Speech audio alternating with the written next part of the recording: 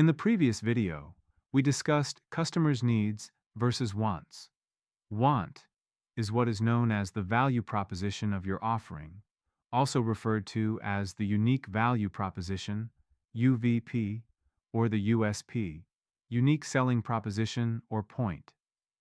If you haven't already watched it, check out the link in the description below. The emphasis on uniqueness or competitive differentiation is overrated. It's possible to run a successful business without being the only one in the market. As long as there's demand, there's room for supply. However, it is still helpful to have an angle, especially in crowded marketplaces with numerous competitors. Here are three non-mutually exclusive approaches. 1. Distinctiveness. Catchy designs, colors, sounds, or memorable catchphrases. They make no claim of being better or specific positioning. This approach is only effective when individuals encounter your visual and audible brand, in person or online, and works best when your brand identity is associated with more than just your solution.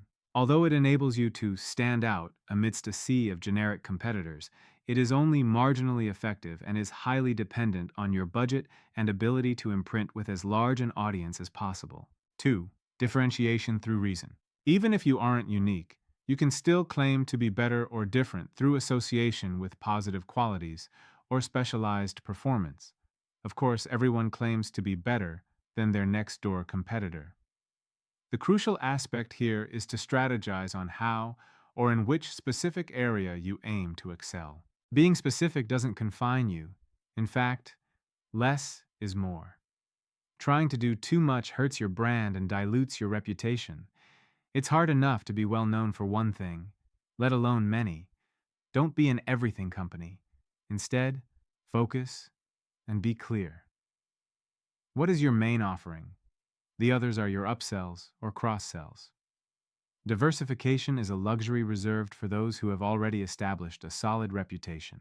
Examples of this include Elevest, the financial company built by women for women, positioning for a specific demographic, or Tylenol. For back pain versus Tylenol for arthritis. They both contain the exact same ingredients, yet you're more likely to reach for one over the other if you're facing that specific condition. Is this manipulative? I don't think so, unless they are making false or baseless claims for which they aren't effective. If you have a solution that indeed works for various scenarios or users, claiming it does it all can inadvertently lead to it being perceived as a fraudulent miracle solution like snake oil. Specificity assists prospects in self-identifying and readily accepting that the solution will address their particular problem. Another related tip when it comes to positioning. Instead of competing on price, customer service, or claims of better results, another option is to use what we call risk reversal. Are there things you can offer that your competitors are unwilling to? Examples include free lifetime oil change, lifetime warranty, or a 1-year full refund or exchange, no questions asked. Lastly, 3. Bonding over shared values and community. This is when customers choose to buy from you because of your brand's personality, values, or the sense of belonging or expression of personal identity they experience through the proxy of your brand.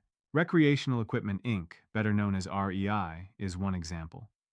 By positioning themselves as a co-op, they emphasize their focus on shared values like outdoor equity and climate action, rather than solely maximizing shareholder value. Or when consumers choose to buy locally, even when there's no distinctiveness or differentiation in the product. They're choosing to do so to support a local entrepreneur and behave in accordance with their values and beliefs. Each of the above points is valuable on its own, but their impact is greatly amplified when applied simultaneously. While it's possible to achieve this by accident, why risk it when you can intentionally apply all three of them together? Found this valuable? Visit caremethodology.com for the 100% free, no email required to access ebook. Selling Ethically, the Care Methodology.